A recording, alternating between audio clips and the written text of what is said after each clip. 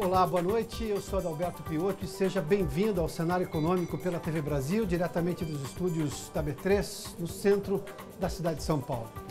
No Brasil, da recuperação econômica, de taxa Selic em queda, inflação baixa e recuperação do emprego, a concentração bancária expõe uma das travas para o desenvolvimento mais rápido: a pouca e cara oferta de crédito às empresas e ao consumidor. Segundo o Banco Central, Itaú, Banco do Brasil, Caixa e Bradesco concentram quase 80% de todas as operações de crédito no país.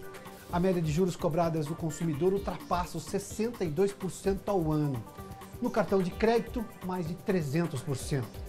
Um outro estudo da Fiesp volta a criticar a burocracia no país. Na vida de cidadãos e empresas, a morosidade de processos atrasa o desenvolvimento e diminui a competitividade. E depois de 8 altas consecutivas, a gasolina baixa de preço. O cenário econômico começa agora. O setor de serviços registrou a segunda queda consecutiva no mês de agosto. Os dados foram divulgados hoje pelo IBGE. O repórter Maurício de Almeida está na redação da TV Brasil no Rio de Janeiro e tem detalhes dessa redução no setor de serviços. Maurício, seja bem-vindo, boa noite. Olá, Piotto, muito obrigado, boa noite. O setor de serviços no mês de agosto recuou menos 1% em comparação com o mês de julho. Essa foi a segunda queda consecutiva, já que no mês de julho o setor de serviços, segundo a pesquisa mensal de serviços do IBGE, já tinha registrado uma queda de menos 0,8%. Em comparação com agosto do ano passado, a queda foi ainda maior, menos 2,4%. Com isso, agosto desse ano ficou sendo o pior resultado de todo a pesquisa desde o início da série histórica, que começou em 2002. O que mais, segundo o IBGE, o que mais provocou essa queda no setor de serviços foi a redução dos serviços prestados para as famílias, uma queda de menos 4,8%. Principalmente, a queda foi agravada na alimentação fora de casa. Muitas pessoas deixaram de comer fora de casa. Segundo os pesquisadores do IBGE, essa queda no setor de serviços aconteceu principalmente devido ao fim do efeito da liberação das contas inativas do FGTS. Ou seja, as famílias estavam com menos dinheiro no mês de agosto e, por isso, acabaram gastando menos, economizando um pouquinho mais, deixando de comer na rua, comendo em casa, e com isso os serviços acabam caindo.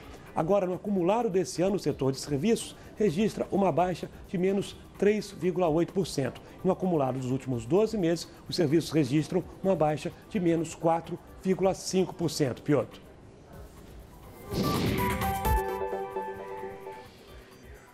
Muito obrigado, Maurício. Sobre essa coisa de evitar comer fora, a marmita está na moda.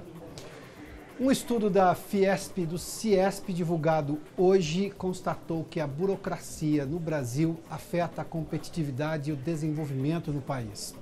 Vamos à redação da TV Brasil aqui em São Paulo. A Sara Kines tem mais informações sobre essa pesquisa da Federação das Indústrias do Estado de São Paulo. Boa noite, Sara. Oi, Piotto, boa noite a todos. Olha, foram duas pesquisas, uma com a população e outra com a indústria. Para 84% dos brasileiros, o país é burocrático e o excesso de burocracia é entendido como um estímulo à corrupção que dificulta o desenvolvimento do Brasil e a compra de bens. Para 65%, a desburocratização deve ser prioridade.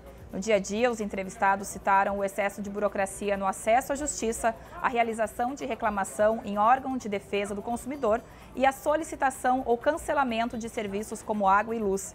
Já entre as empresas que participaram da pesquisa, a maioria afirmou que o alto custo Brasil já dificultou o início ou expansão dos negócios. Para os empresários, o excesso de burocracia abre espaço para a corrupção, dificulta o ambiente de negócios no Brasil e afeta a competitividade das empresas. Mais da metade discorda que o governo tenha sido capaz de implementar políticas de desburocratização. Piotto?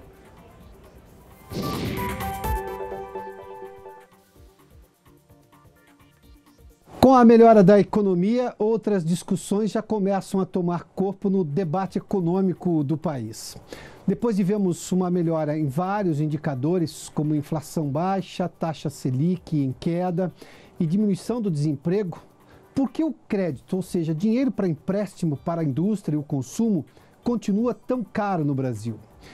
Hoje, o Banco Central divulgou o relatório de estabilidade financeira em que mostra claramente que a concentração bancária no Brasil é imensa e coloca na mão de 4 bancos, apenas 4 bancos, quase 80% das operações de crédito no país. Operações de crédito, ou seja, qualquer tentativa de emprestar dinheiro, ou seja, quase 80% está na mão de 4 bancos apenas. Vamos dar uma olhadinha nessa informação, porque ela realmente chama atenção.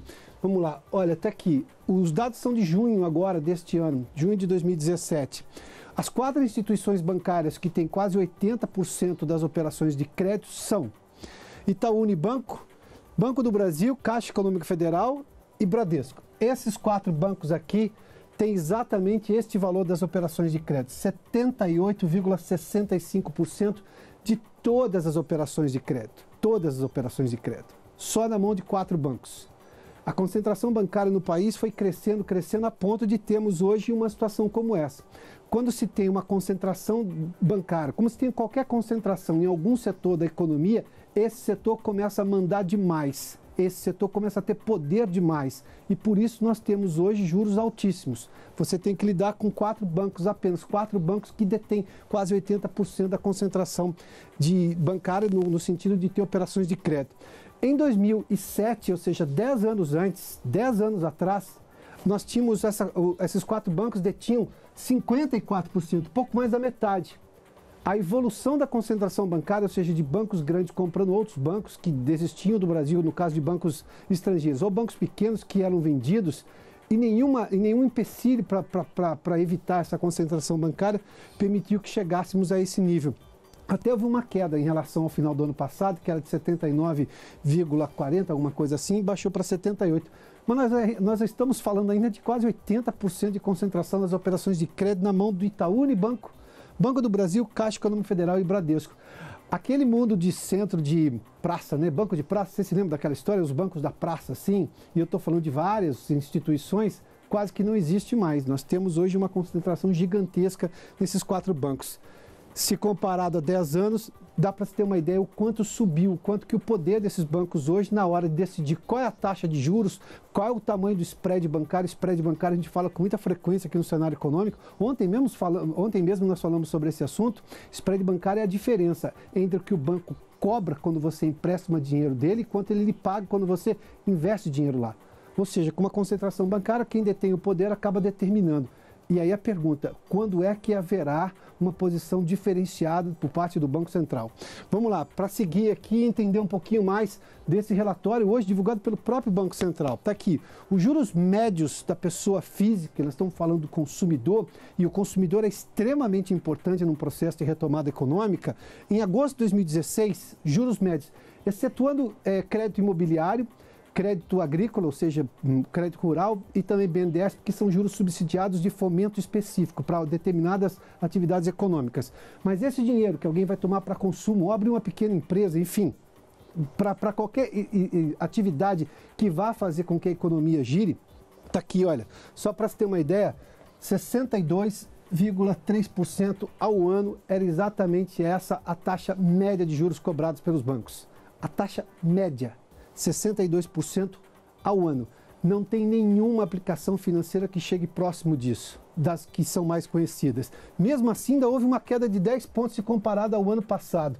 Nesse cálculo aqui, nós estamos falando de pessoa física. Uma pessoa física pode querer começar um pequeno negócio, mesmo uma pessoa física, mas se for tomar dinheiro no banco, vai pagar, em média, esse valor. O spread bancário do qual nós falamos ontem a gente mostrou que caiu praticamente quase 4 pontos, 3, alguma coisa, mas se comparado à taxa Selic, porque lá atrás os bancos reclamavam, enquanto a taxa Selic for alta, não vai cair o spread bancário. A taxa Selic caiu, em um pouco mais de um ano, mais de 40%. Sabe quanto caiu o spread bancário? Menos de 10%. Está aqui, hoje continua 36,9%. E só para você ter uma ideia, cartão e cheque hoje no país pagam de juros. Quem ficar devendo no cartão, no cheque especial ou no cartão de crédito, paga taxas acima de 300% ao ano. O nome disso é transferência de riqueza do setor produtivo e do consumidor para os bancos. Os juros não fazem nenhum sentido mais na história desse país, levando-se em conta toda essa recuperação e os índices, outros números da economia brasileira, os quais nós falamos no começo dessa apresentação aqui, que estão muito melhores hoje. Por que os bancos continuam reticentes em mexer na taxa de juros, porque esse é um valor que realmente não faz sentido hoje na história do país. Não se tem taxas assim ao redor do mundo. Temos no Brasil, pela concentração bancária que a gente mostrou na tela inicial, quase 80% nas mãos de Itaú Unibanco, Banco do Brasil, Bradesco e Caixa Econômica Federal. Se não tem divisão no negócio, ou seja, se não tem concorrência, a concentração bancária produz esses efeitos danosos da economia. Hoje nós temos a eficiência de uma empresa, a eficiência do cidadão, quando começa a economizar, consegue fazer alguma coisa ali, acaba indo, essa eficiência financeira acaba indo para pagar juros, porque os juros são altos nos empréstimos que se faz nos bancos brasileiros. Daqui a pouco nós estamos de volta com os números do mercado financeiro, a gente faz um rápido intervalo, daqui a pouquinho a gente continua aqui no cenário econômico. Já de volta ao estúdio do Centro de Operações da Bolsa, com os números do mercado financeiro. Vamos, portanto, ao Ibovespa e também à cotação do dólar comercial hoje, terça-feira. A Bolsa manteve o ritmo de queda ontem, também teve uma pequena queda, hoje um pouquinho maior, 0,89%, a 76.205 pontos, mesmo assim acima dos 76 mil pontos. E o dólar, que ontem teve uma alta, hoje uma queda de 0,15%, próximo ali de estabilidade, mas enfim, 0,15 a R$ 3,16 o dólar comercial.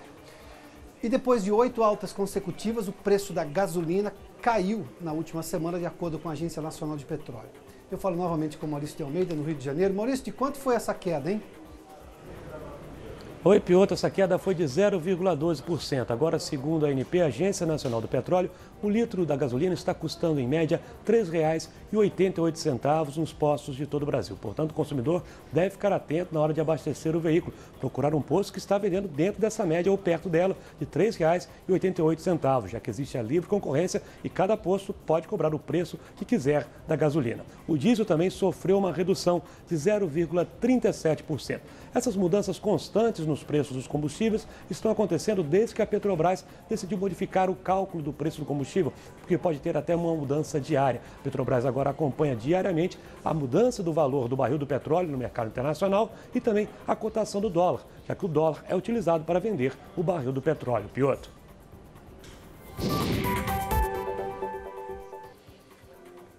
E o presidente Michel Temer visitou recentemente a China em busca de investidores.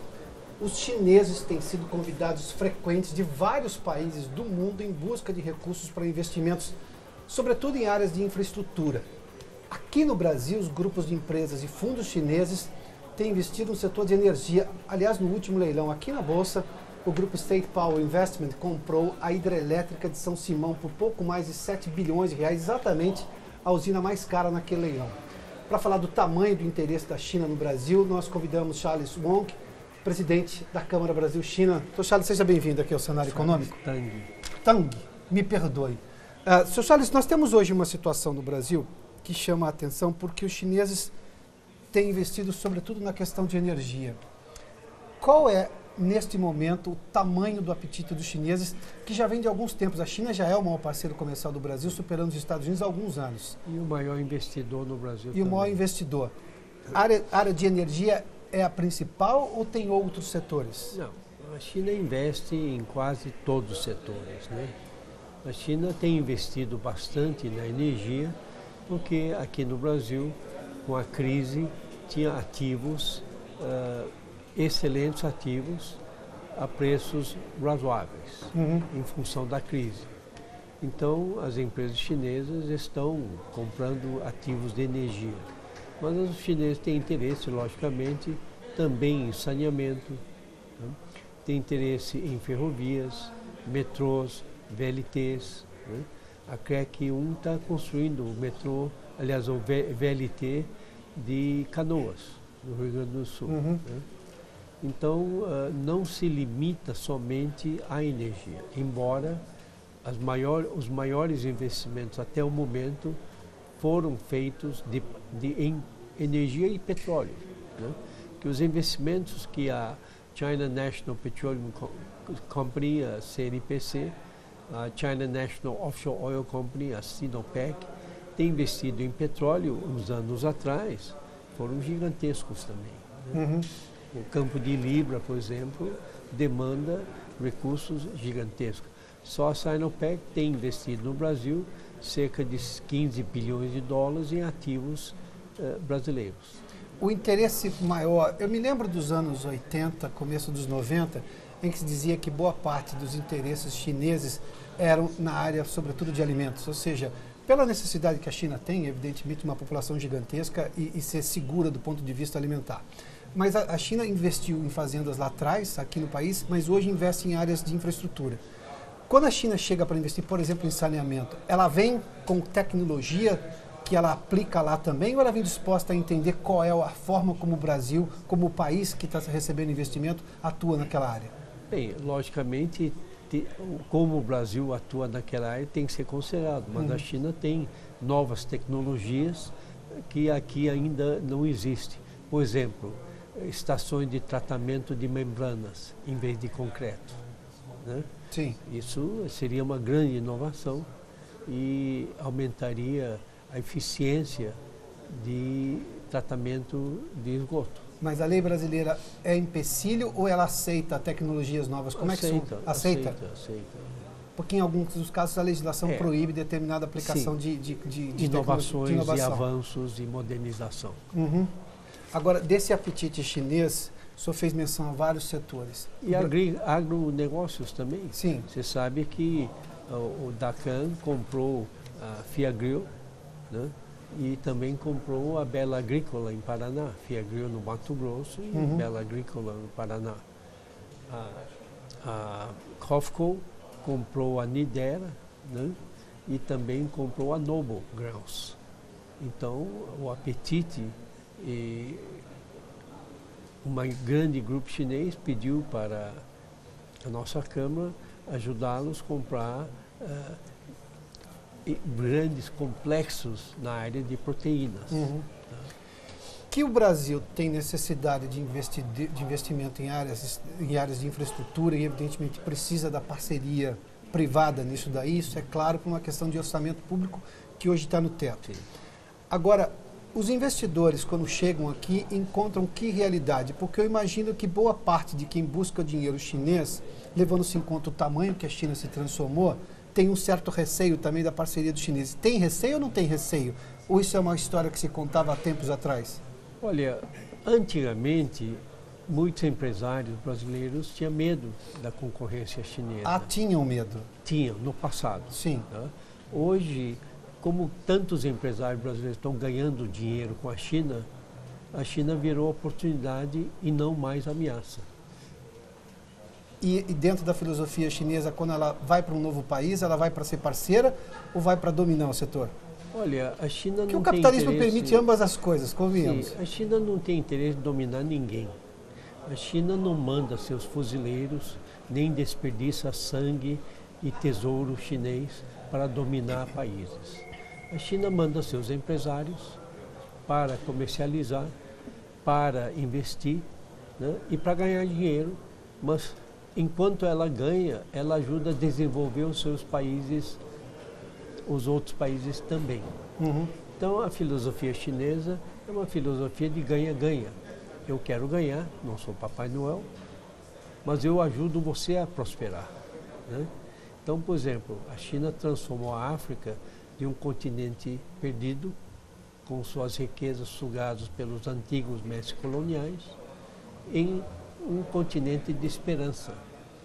As maiores taxas de crescimento nos últimos 8 anos, por exemplo, foram de quase 8 países africanos, onde a China investiu maciçamente em infraestrutura.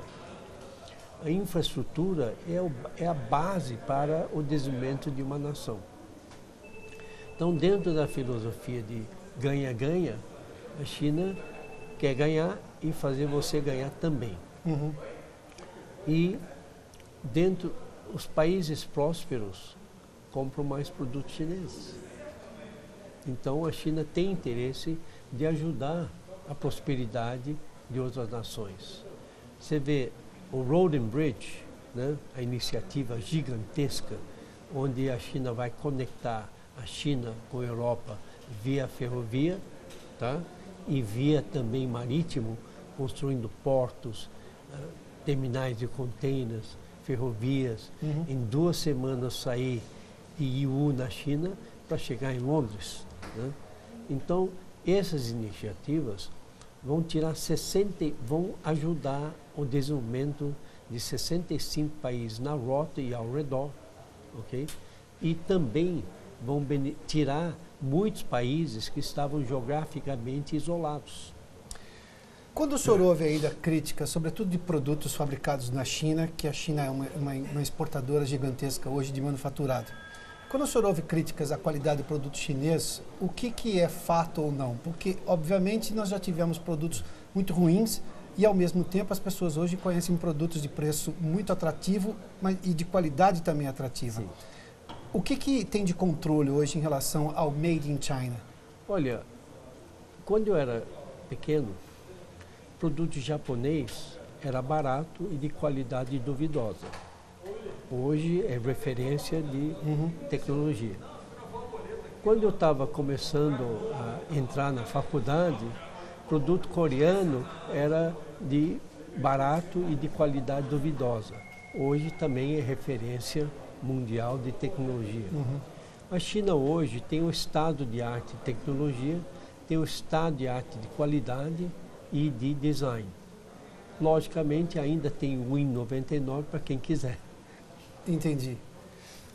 E com relação à questão ambiental, a China sempre foi criticada de não respeitar questões ambientais, mas eu já vou colocar na minha pergunta um conceito que remodela essa visão antiga.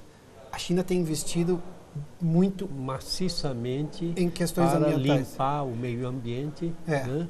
E quando o presidente Trump retirou-se do Acordo Climático de Paris, o presidente Xi Jinping, naquele palestra dele em Davos, carregou a bandeira do Acordo Climático de Paris. Então, hoje o mundo está cada vez mais olhando para a China como um líder mundial.